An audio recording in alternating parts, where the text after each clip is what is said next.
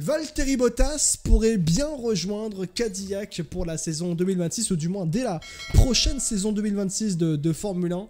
Valtteri Bottas, pour le contexte, a sorti une vidéo assez énigmatique, à sa manière. Il aime bien faire ça, Valtteri Bottas, en montrant une vidéo où il est en train de tout simplement de lorgner sur une voiture Cadillac et sur les deux sièges vides d'une voiture Cadillac. Il a montré cette vidéo il y a quelques jours, hier tout simplement, au moment où on fait ce live.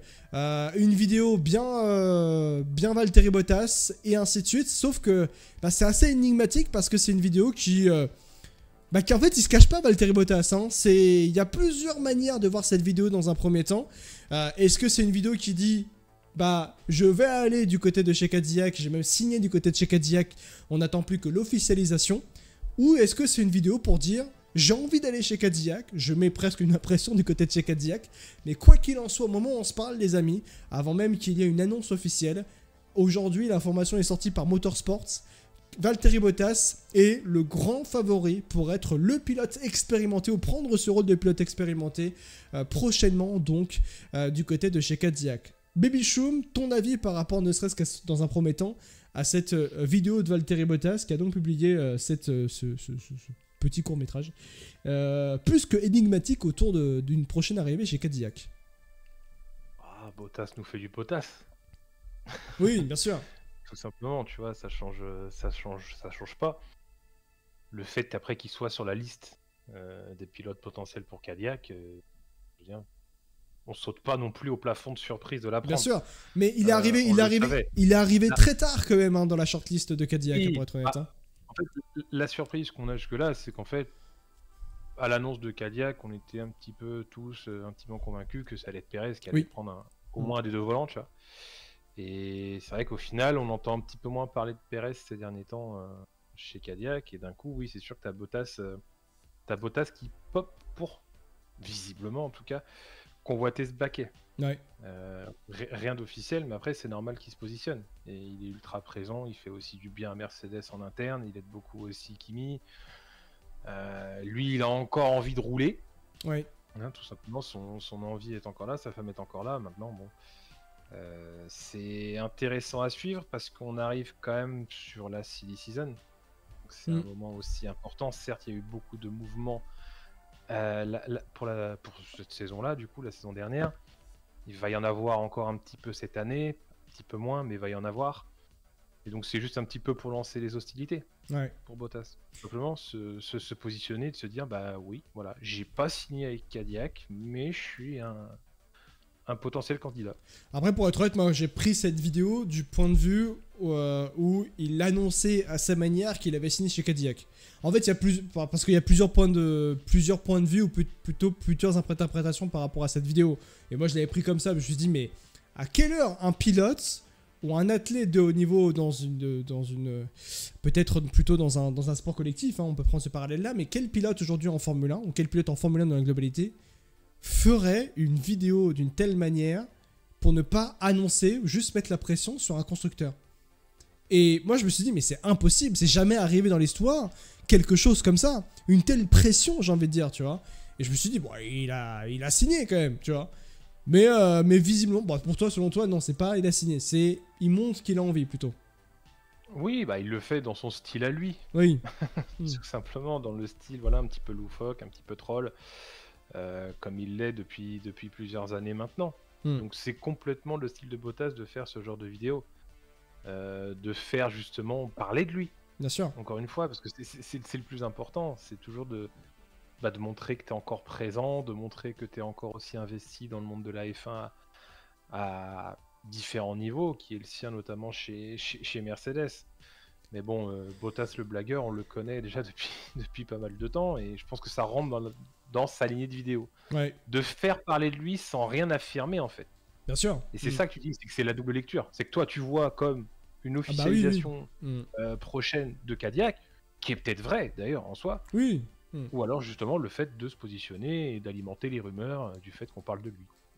Kennedy Bottas avec un novice américain, ça peut être un line-up cool, l'expérience et la nouveauté. C'était l'objectif d'ailleurs de Cadillac. On avait fait quelques lives on avait fait des lives il y a quelques semaines autour du projet Cadillac. De base, notamment, ne serait-ce que quand le projet s'appelait encore Andretti, l'objectif de Cadillac était d'avoir un pilote expérimenté aux côtés d'un pilote du coup novice, jeune, qui serait là plus pour amener le vent frais et qui serait surtout là aussi pour créer peut-être un certain avenir pour l'écurie, et un pilote d'expérience pour construire justement, solidifier la structure de l'écurie pour amorcer un tel projet en Formule 1, notamment sur la direction et développement. Et on sait que Valtteri Bottas est un pilote extrêmement fort pour guider techniquement une écurie au niveau de la piste et guider également techniquement au niveau du développement de la voiture pour aller dans le bon sens. C'est pour ça que Valtteri Bottas est très prisé forcément dans ce type de projet, particulièrement pour le projet Cadillac en Formule 1. Vu la bête et ses vidéos, en général, c'est fait avec transparence et sincérité. Ça sent une officialisation officieuse. Alors, ça me permet d'aller un petit peu plus dans les détails par rapport aux dernières informations qu'on a pu avoir autour de Cadillac, révélées notamment par le média Motorsports. Valtteri Bottas est désormais le candidat en tête de liste du côté de chez Cadillac pour 2026. Je rappelle au moment où on se parle qu'aujourd'hui, Cadillac n'a toujours pas annoncé quel que soit le pilote pour son écurie l'année prochaine. Une décision pourrait être annoncée prochainement, car les dirigeants effectivement de l'écurie Cadillac se rendront pour le Grand Prix de Grande-Bretagne le 4 et 6 juillet, et ils veulent déjà boucler l'arrivée d'un pilote pour le premier baquet dans les semaines qui viennent. Il faut savoir que notamment les patrons de l'écurie Cadillac vont aller du côté du Grand Prix de Grande-Bretagne à Silverstone pour rencontrer les candidats. Il est dit que dans les candidats, il y aurait également, au-delà de Valtteri Bottas, Sergio Perez, on va en reparler, mais également un Zhou Guanyu ou également un Mick Schumacher. Alors pour être honnête, un Mick Schumacher dans un rôle de pilote expérimenté, j'ai un petit peu de mal avec ça, et même chose pour Zhou Guanyu. Il est vrai qu'aujourd'hui pour Cadillac, Baby Schum, c'est Valtteri Bottas ou rien dans ce rôle de pilote expérimenté, pour être honnête. Bah après, il faut voir aussi la position et la volonté de Cadillac à son arrivée. C'est vrai qu'on avait souvent cette logique-là de se dire, bon, on va prendre un jeune loup issu du pays. Enfin, bon, voilà, on s'attendait à ce que forcément les Américains fassent ça. Ouais. Au final, on risque pas forcément de s'orienter là-dessus. Il y a un autre nom aussi qui vient à ses côtés, ce serait potentiellement Djokovic, mais ça se trouve qu'on est aussi dans une situation où Cadillac voudrait directement 2 top pilotes dans son écurie dès le début de la saison. Et pourquoi pas mettre Bottas, Perez, ce qui serait une éventualité. Cadillac, c'est pas non plus de faire éternellement de la et de se dire que de prendre 2 pilotes expérimentés comme ça pourrait peut-être faire l'affaire. Ouais. Maintenant, est-ce que c'est le meilleur line-up à avoir chez Cadillac pour commencer? Ça, c'est une autre question. Drugovich était chez Cadillac aux 24 heures du Mans avec Willin. C'est vrai, on va en parler de Felipe Drugovich juste après. Et Daniel Ricciardo. Alors, Daniel Ricciardo, on va couper court direct. Il faudra arrêter avec Daniel Ricciardo. Il est en Australie, il est chez lui. Enfin, il fait du paddle, il s'éclate. Laissez-le tranquille, Daniel Ricciardo. Drugovich doit vraiment quitter Aston Martin. Il est passé à 3 ou 4 ans en tant que 3ème pilote sans la possibilité de prouver en ne serait-ce qu'un seul Grand Prix tout son talent. S'il doit aller chez Cadillac en 2026, je prends tous les jours. Tsunoda en fin de contrat chez Red Bull, qui ne risque pas d'y rester. Ça ne pourrait pas faire un line-up avec Bottas. Alors pour être honnête, Elpo, Tsunoda, je fais partie des gens qui militent pour qu'il aille chez Cadillac. Parce que pour être honnête, du côté de chez Red Bull, je pense qu'il n'y a pas d'avenir, même s'il a été promu du côté de chez Red Bull. Il faut savoir que Tsunoda, le contrat du japonais se termine à l'issue de cette saison 2025 de Formule 1 avec l'univers Red Bull. Ne pas oublier également que le motoriste Honda quittera l'univers Red Bull à la fin de cette saison 2025 de F1, et que à l'heure actuelle, Red Bull ne voit pas réellement d'avenir en Yuki Tsunoda. Et aller du côté de chez Cadillac, moi je l'avais mis notamment dans les prédictions de liste des pilotes Cadillac pour potentiellement aller dans le projet dès 2026. Et c'est vrai qu'un line-up Bottas-Tsunoda, c'est certainement le meilleur line-up possible finalement, Baby Chum. Le meilleur line-up, je sais pas. Et le fait de mettre cette liste-là n'est pas déconnant. Ouais. Voilà, on connaît le niveau de Tsunoda, en tout cas depuis 2 ans. On sait que c'est très compliqué chez Red Bull, sauf que bon, au final, maintenant, tu vois, on n'y fait même plus gaffe en fait à cette seconde voiture chez Red Bull. Donc ça serait un bon moyen pour lui de garder encore un pied en Formule 1 et de sauver sa place aussi. Maintenant, est-ce que c'est vraiment la priorité absolue de chez Cadillac d'avoir Tsunoda dans ses rangs? Ouais. Je suis pas si sûr de ça. Peut-être, Ouais, oui, voilà, oui. je suis pas si sûr que Tsunoda sera. Alors ça fait partie des bons candidats, effectivement. Attention à avoir Ah oui, non, bien sûr. Oui. un baquet titulaire chez Cadillac, mais est-ce que Cadillac le voit comme ça? Je pense pas. A noter que Cadillac sera propulsé l'année prochaine pour ses débuts en Formule 1 par Ferrari. Le moteur Cadillac arrivera bien plus tard, 2028-2029 si je ne me trompe pas, pour l'écurie américaine. Donc dans un premier temps, Cadillac, pour amorcer son projet, sera une écurie cliente au niveau du moteur. Pour moi, s'ils ne prennent pas de pilote américain, line-up Bottas, Ocon ou Gasly, je prends tous les jours. Alors, malheureusement, Ocon va rester chez Haas quand même pendant un certain temps. Gasly, c'est à discuter, c'est vrai. Moi, il y a aussi un point qui est assez intéressant, c'est-à-dire que si ça a coincé avec Sergio Perez quand même pour Cadillac, c'est révélateur quand même de plusieurs choses. Dans un premier temps, il est évoqué par Motorsports que dans le reste des candidats évoqués, il y a Sergio Perez qui est le second sur la liste derrière Valtteri Bottas. Si l'écurie américaine d'ailleurs faisait le choix d'un line-up 100% expérimenté. Bon, ça c'est à voir si oui ou non ils veulent le faire. Mais Sergio Perez longtemps a été jugé comme étant le pilote favori pour rejoindre Cadillac. J'avais moi-même eu des échos comme quoi lors du Grand Prix de Miami, il pourrait même y avoir une annonce d'officialisation de Sergio Perez rejoignant donc l'écurie américaine dès la saison prochaine. Il y avait même beaucoup d'affirmations de plein de personnes qui disaient que, très proche du paddock quand même dans le paddock, qui disaient tout simplement que Perez sera de retour en Formule 1 l'année prochaine. Ce qui paraît logique, notamment avec Cadillac. Cependant, il y a eu l'arrivée pour Sergio Perez d'Alpine. Alpine serait entré en discussion avec Sergio Perez par rapport à la saison prochaine. Aujourd'hui, avec Franco Colapinto du côté de chez Alpine, ça ne se passe pas bien du tout. Franco Colapinto n'est pas bon depuis qu'il a pris la place de Jack Doohan depuis le Grand Prix d'Emilia-Romagna avec Alpine. Pierre Gasly tient en flou l'écurie. Colapinto n'est vraiment pas bon. Donc Sergio Perez pouvant arriver du côté de chez Alpine, ça se comprend au niveau des discussions qu'il y a pu avoir, qui ont été révélées notamment il y a quelques semaines maintenant. Alors il y a deux visions par rapport à Sergio Perez. Est-ce que ça a coincé à cause du fait qu'il allait discuter avec Alpine et qu'il a fait traîner Cadillac? Ou est-ce que finalement Cadillac s'est retiré de négociation en disant du moins c'est évoqué par Motorsports comme quoi vu que Perez n'est plus dans le paddock Formule 1 régulièrement, ça a un petit peu embêté l'écurie Cadillac. C'est étonnant finalement en fait, Perez qui n'est plus dans les plans de Cadillac ou qui n'est plus le premier choix de Cadillac finalement. Comme je disais tout à l'heure, le plus important, c'est de se faire voir, de clairement pas se faire oublier. Oui. Il n'y a rien pour Perez, effectivement, cette saison. Ça lui laissait effectivement aussi tout le temps libre pour négocier à droite, à gauche. Ouais. Je pense que, au vu de ce qui se disait, effectivement, comme tu l'as dit, autour de Perez et de Cadillac, qu'est-ce qu'on peut en tirer, on va dire, comme théorie? C'est que oui, tu as peut-être raison. En se disant Cadillac est allé voir Perez, en se disant ce sera la seule option pour Perez de garder et de revenir en Formule 1, donc il sera entre guillemets obligé d'accepter notre offre, et peut-être que dans un second temps, Perez s'est dit bon, peut-être aller voir s'il y a des intérêts ailleurs ou pas pour mon avenir en F1, qu'il a commencé à négocier avec d'autres, qui a ralenti les négociations avec Cadillac, et Cadillac a dit bon Coco, on va nous aussi de notre côté commencer à aller prospecter ailleurs. Les deux scénarios sont possibles. Maintenant, partons de l'aspect que Perez est allé négocier avec Alpine. Je suis désolé du terme, mais quel move de merde. Ah oui, non mais... Surtout que remettons dans le contexte, Alpine, au moment où Perez est allé discuter avec Alpine, Briatore était toujours bien à la tête de l'écurie française. Et il y a eu de toute façon beaucoup de mouvements du côté de chez Alpine même à ce moment-là, et là désormais Luca De Meo quitte la tête du groupe Renault pour laisser sa place à quelqu'un d'autre, mais Luca De Meo c'est lui qui avait engagé Fabio Briatore.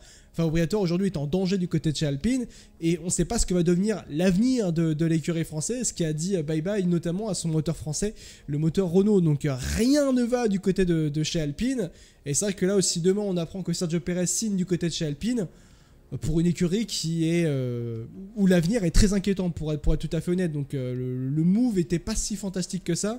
Surtout pour un projet tel que Cadillac qui a l'air assez intéressant. Alors, oui et non d'ailleurs, je rebondis par rapport à ce que je dis. Parce que au-delà même du baquet du pilote expérimenté, il y a le deuxième baquet qui est aussi en jeu. Alors, est-ce que ce sera un autre pilote expérimenté ou un pilote plus jeune? Bah, faut savoir que Alex Palou a sorti une déclaration qui est plutôt intéressante. Alex Palou qui a longtemps été considéré également comme un pilote pouvant aller du côté de chez Cadillac en Formule 1. Lui qui était actuellement en IndyCar, il me semble qu'il était champion IndyCar, Alex Palou d'ailleurs. Alex Palou, qui a longtemps rêvé de la Formule 1, a dit aujourd'hui qu'il ne voulait pas aller en Formule 1 avec Cadillac. Parce que pour lui, la conception de la course, c'est avoir les moyens de gagner. Aujourd'hui, en IndyCar, il a les moyens de gagner, pour être honnête. Et quasiment beaucoup d'écuries sur la grille d'IndyCar peuvent gagner. C'est ça aussi qui fait la beauté de l'IndyCar du championnat nord-américain. C'est que tout le monde peut jouer la gagne, peu importe la course. Et en fait, Alex Palou, il a dit, mais qu'est-ce que je vais aller faire chez Cadillac? Gâcher peut-être me battre pendant 3-4 ans en fond de grille pour une écurie qui va peut-être pas gagner pendant 3-4 ans. C'est pas sa conception de la course, et ça se respecte encore une fois de refuser la Formule 1 pour être plus heureux dans une discipline où il peut gagner, où il a toutes les chances de gagner. Et c'est vrai, ça se comprend. Et donc, en fait, finalement, c'est assez intéressant parce que c'est pas un projet simple à aller Cadillac, même si c'est un projet avec beaucoup d'argent, mais c'est un projet d'une écurie qui va démarrer peut-être son début d'aventure au fond de la grille. Comme ça a été peut-être avec As aussi, hein, même si As était une écurie privée, pas soutenue par un constructeur. La Cadillac, c'est 100% un constructeur qui est derrière. Mais c'est pas sûr d'aller performer. Pareil pour Audi en Formule 1, notamment l'année prochaine. Ah bah, il y a un moment, faut être réaliste aussi. Hein. Ça va pas se battre avec les top teams dès la première année. On n'est pas dans... On n'est pas dans le film F1, par exemple. Ah, quoi. Entre autres, voilà. Oui. Tu vois. Mais non, évidemment que ça va être un chemin qui va être sur plusieurs saisons pour Cadillac. Déjà, prendre ses repères, se familiariser avec le milieu, prendre beaucoup aussi d'expérience.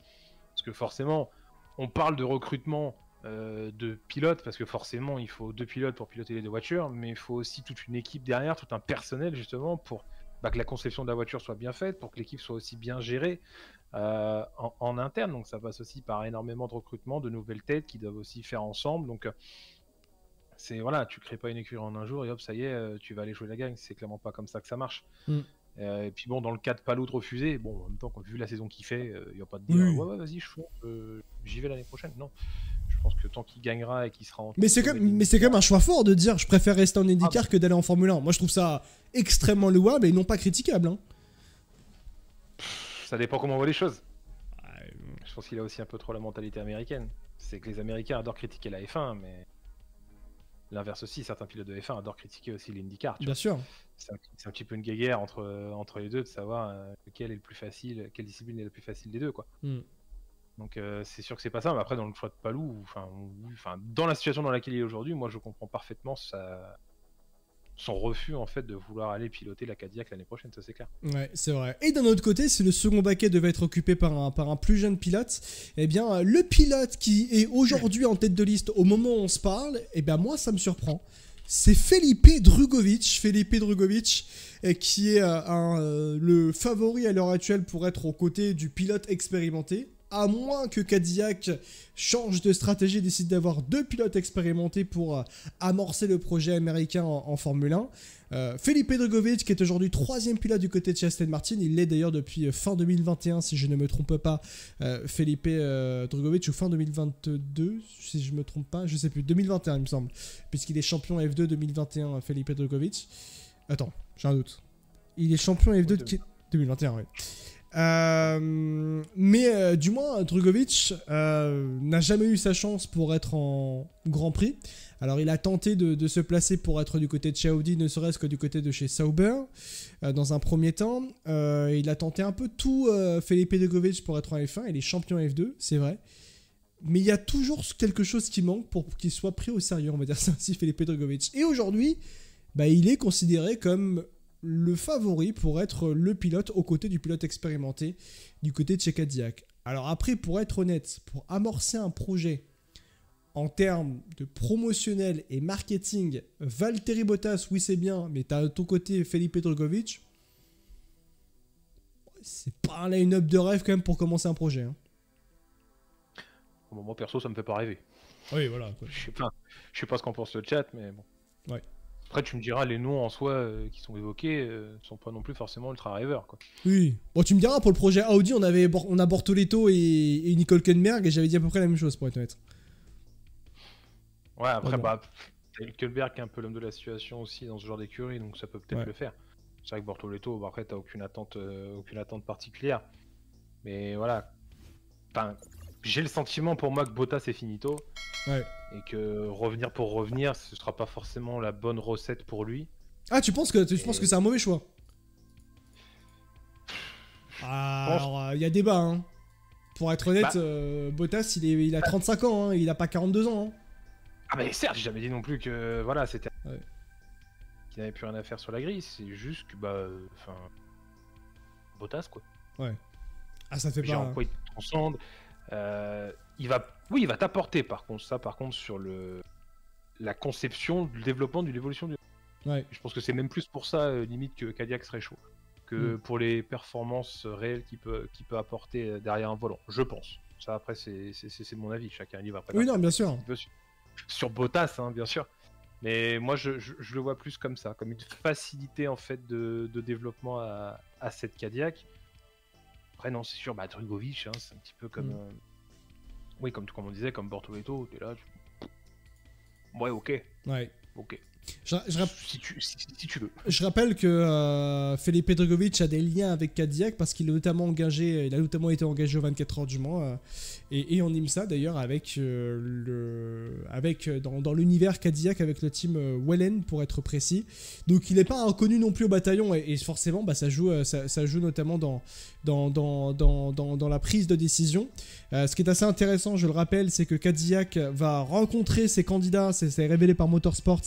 Ils les rencontreront lors du Grand Prix de Grande-Bretagne à Silverstone.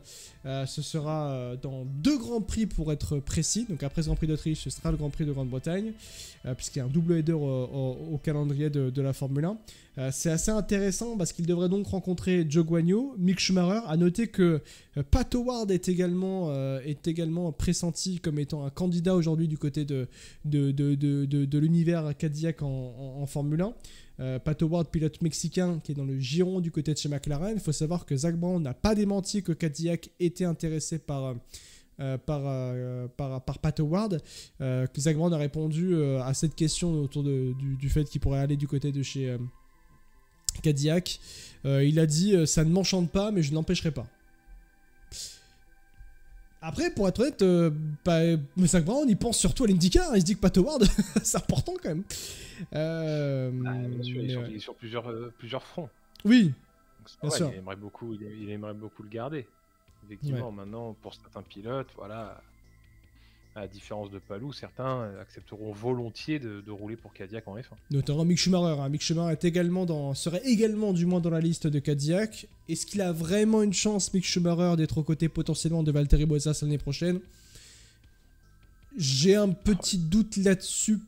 Mais bon, du moins, il a révélé, Mick Schumacher, qui a été en discussion avec des écuries de Formule 1 pour être sur la grille l'année prochaine. Est-ce qu'après c'est des discussions à sens unique? Ça, c'est un autre débat. Petite info autour de Cadillac, notamment autour du projet, et ça c'est plutôt intéressant de parler de ça. Faut savoir que Cadillac est très active sur le marché des transferts, notamment au niveau du staff, au niveau des ingénieurs. Ça recrute activement et il vise un effectif d'environ 600 employés d'ici 2026. Il faut savoir également que Cadillac recrute au rythme d'environ 1 personne par jour pour un effectif d'environ 300 personnes. Et notamment, il faut savoir que Haas a récemment perdu son directeur des opérations, Pete Crolla, au profit de Cadillac. C'est notamment, comment s'appelle-t-il, Ayo Komatsu qui a expliqué qu'ils étaient agressifs du côté de chez Cadillac. Ils proposent des salaires élevés pour attirer les talents. En tant qu'écurie américaine, forcément, ils nous ciblent. C'est aussi un projet constructeur en Formule 1. Du coup, ça joue également. Et à noter également par rapport à ça que... alors, est-ce que c'était ça ou c'était plus loin? Je retrouve également mes petites notes par rapport à Cadillac. Faut savoir qu'ils ont également recruté plein d'autres personnalités de la Formule 1 que je vais vous retrouver ici. Ils me l'ont pas trouvé. Bah alors. C'était peut-être le 7 mars qu'on avait fait ça. Oui, c'était le 7 mars. Ils ont recruté les anciens spécialistes techniques de Renault, Dick Chester et Pat Simons qui travaillent sur le projet. Ils auront besoin d'une centaine de personnes supplémentaires pour être à égalité avec leurs rivaux, dont beaucoup comptent environ 1000 personnes, c'est vrai. Donc si d'ici 2026 ils comptent 600 personnes, Mercedes par exemple c'est plus de 1000 personnes dans l'usine. Donc il y a beaucoup de choses encore à faire du côté de chez Cadillac, mais Cadillac se donne les moyens d'être une véritable écurie constructeur en Formule 1. Je rappelle que Cadillac, ils auront leur unité de puissance à partir de 2028. Donc ça c'est une grosse information à prendre en compte, et que ça pourrait d'ailleurs ne pas être la seule nouvelle écurie qui peut arriver en Formule 1. Notamment il faut savoir que la FIA travaille pour l'arrivée d'une 12e écurie en F1. Donc de ce fait là, bah, on est peut-être pas au bout de nos surprises par rapport à tout ça. Autre point aussi également par rapport aux pilotes, Zhou Guanyu. Zhou Guanyu dans la liste. Est-ce que c'est un candidat sérieux, Zhou Guanyu? Est-ce que c'est un candidat? Bah selon certains, c'est un candidat. Non, je pense pas. Non. Je pense pas. Non. Il faisait partie des pilotes libres. Effectivement, donc c'est normal de s'intéresser un minimum aussi à lui, mais je pense pas qu'il fasse partie de la shortlist de Cadillac pour l'année prochaine. Ouais. Ou même pour le futur. Ça c'est... Enfin, je l'imagine pas en tout cas. Parce que ça bien chez Ferrari, il s'éclate. Hein. C'est profite. Hein. Donc on a un point important où il ne reviendra jamais en Formule 1 quoi. Non, je pense pas. Je pense que, à mon avis, il y a des chances que l'endurance lui ouvre les bras. Que ce soit en GT ou peut-être même en hypercar, là, ça va. Ouais, non, bien sûr. Et là, ça peut parfaitement fonctionner. Ouais. C'est pour ça, non, je le vois pas revenir chez Cadillac. C'est vrai. On verra. On verra du moins comment les choses évolueront autour de Valtteri Bottas et de Cadillac, même par rapport à Zhou Guanyu. Du moins, l'information principale, c'est celle-ci, c'est que Valtteri Bottas devrait bien, moi je m'avance peut-être un peu, revenir en Formule 1 l'année prochaine après une saison hors de la grille, pour être honnête. Actuellement entraîné pilote du côté de chez Mercedes, devrait même prendre d'ailleurs le baquet chez Cadillac du pilote expérimenté pour amorcer le projet de l'écurie américaine en Formule 1, les copains.